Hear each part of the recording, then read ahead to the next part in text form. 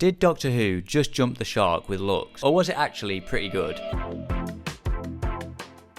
Okay, so obviously we've just got the second episode of Doctor Who Season 2 titled Lux, and this was an episode that I know a lot of people have been pretty excited for, and I also was pretty excited for it. It looks like a very interesting concept for an episode with a cartoon coming to life. But for me personally, I was also a little bit cautious about this episode because I was personally worried that it was just going to be The Devil's Cord 2.0. So with that being said, was that the case? And is Lux a better or worse episode than The Devil's Cord? And does that one big meta scene in this episode jump the shark, or does it work? Before we get into that review, I just want to mention, in celebration of Doctor Who Season 2 airing, I currently have a discount on my Patreon for 50% off your first month of any paid tier on my Patreon page when you use code Season2. So I'll make sure to have the Patreon linked in the description down below, but that's just a little discount I'm running in celebration of Doctor Who Season 2. And without further ado, let's get back into the review.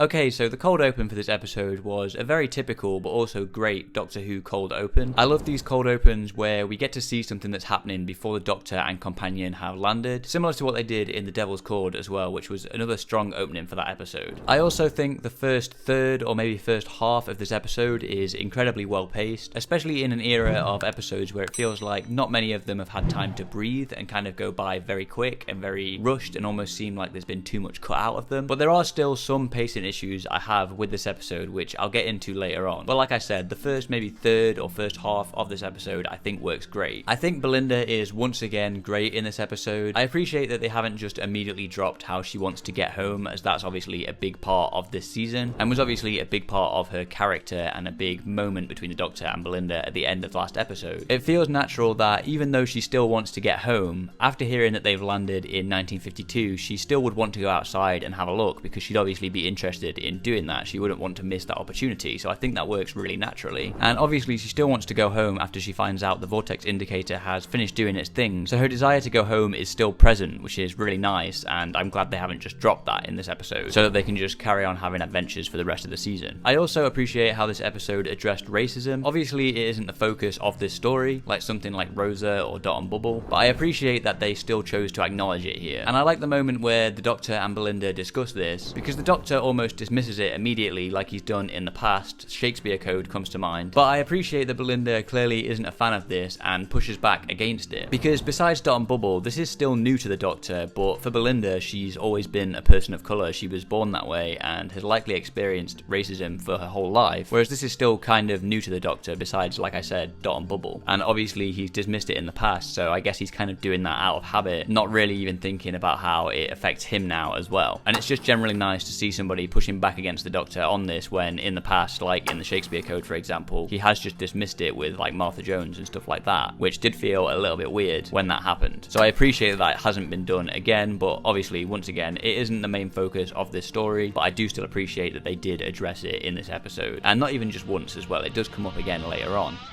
Obviously, the big part of this episode is Mr. Ring-a-Ding, or Lux, who is obviously great in this episode. I think the design, animation, and visual effects for him look great, including the film scratch effects, him having his own soundtrack and sound effects, and the grotesque 3D version of him towards the end of the episode. Naturally, there's going to be a lot of comparisons to The Devil's Cord for this episode, which I've even drawn attention to in the intro of this video. And as much as I like Maestro a lot in The Devil's Cord, I do think Mr. Ring-a-Ding is personally better, not only as a concept, but also with the performance. Not that I didn't think the concept and performance of Maestro wasn't also good, but I do personally prefer this here to that. Speaking of the performance of Mr. Ring-a-Ding, or Lux, I think Alan Cumming was great in this role. He was a great pick, and obviously even though he's appeared in the show before, no one's really going to notice because it's just a voice role and he's got a completely different accent. But it's interesting that even though this is a voiceover role and they've cast a fairly big actor in the role, they still went for a British actor to play the role, as although Alan Cumming lives in New York, I assume at least from Doctor Who Unleashed, he is a Scottish actor and he's just putting on an American accent. So if they were to cast another big name actor, but this time an actual American, who would you have wanted to see voicing Mr. Ring-a-Ding in this episode if it weren't Alan Cumming? Let me know in the comments down below. Like I'll discuss later on in this video, I do wish we got more of Mr. Ring-a-Ding in this episode, as he does kind of take a backseat once the Doctor and Belinda get trapped inside the screen, but I do also think this was likely due to budgeting issues when it comes to animating him, as contrary to popular belief, animation is not not cheap and easy. It takes a lot of time and money to do something like this, which is why they've likely never done it before, or I say likely, we do actually know that because I believe Russell has commented on that in the past, saying that this was a story he's been thinking of for a while, but they've just not been able to pull it off yet, until now, obviously. Reginald Pye is also a nice addition to this episode. At first, I assumed he hadn't been taken by Mr. Ring-a-Ding because he was in the projector room, and either wasn't seen by Mr. Ring-a-Ding, or couldn't be gotten to after barricading himself in there. But I like that we actually get more depth to his character with Mr. Ring-a-Ding, or Lux, allowing him to spend time with his late wife in exchange for Reginald Pye, feeding him with films to be able to leave the cinema, or at the very least stay alive. Because not only is it a nice justification to have this character here, instead of just having the Doctor and Belinda, but it also is another nice use of Lux's abilities in this episode. And I also like that this comes back for the resolution of the story, which I'll get into later as well.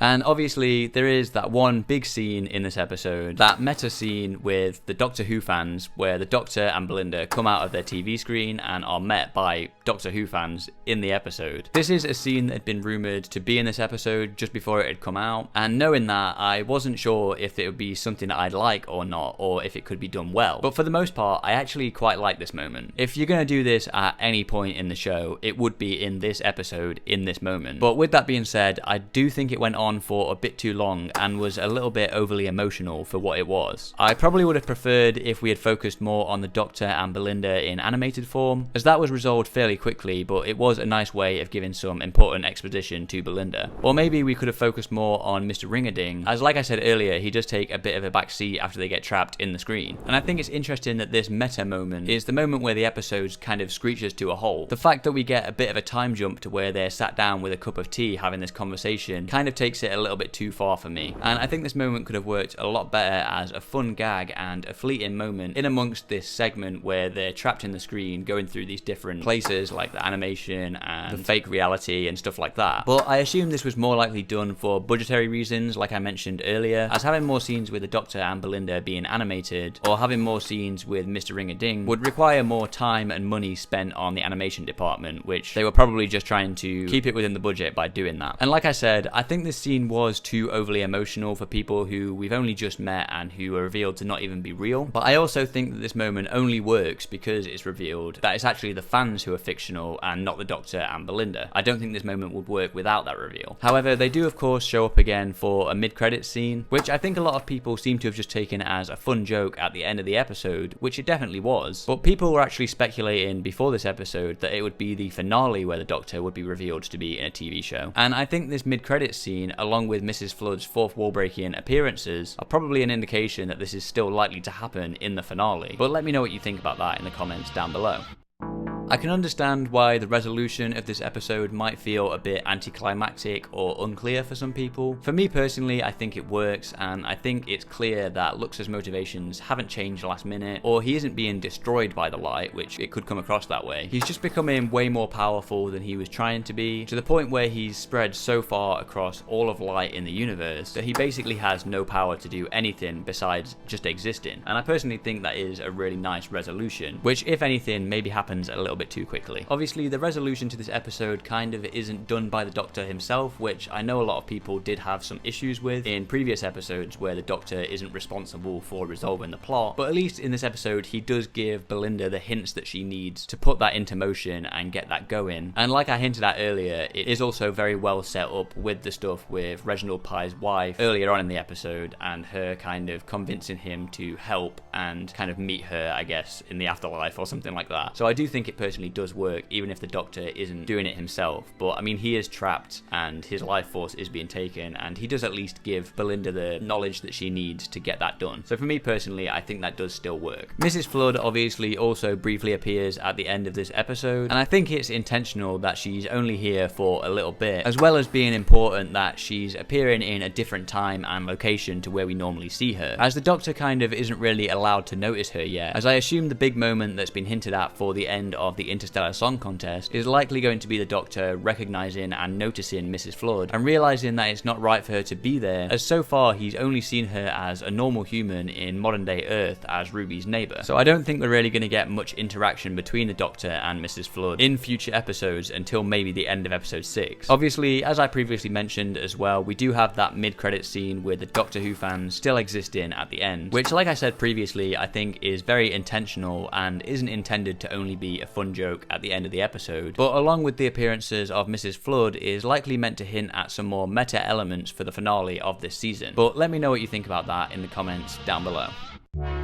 Overall, I think Lux was a great episode of Doctor Who, with some mostly solid pacing throughout the episode, besides maybe the fan moment going on for a bit too long. And it also has some great production design, down to the location work, costuming, and of course the visual effects and animation on Mr. Ring-a-Ding. I think it was a really solid story that I personally preferred to The Devil's Cord last year, and luckily it wasn't just a retread of that story with a different character and a different medium. That's not to say that I didn't like The Devil's Cord, but I personally think the meta fan scene in this episode actually worked better in this story than the musical number at the end of The Devil's Cord, as that moment felt weirdly out of place in an episode where a musical number was kind of expected, as it happens after the main plot has been resolved. With that being said, I do still have some issues with the meta fan scene, with some moments being a little cringe, overly emotional, and it going on for a bit too long. But overall, I still think it worked and definitely didn't jump the shark for me. With that being said, I'm cautiously optimistic for next week, because if the rumors are true about that episode,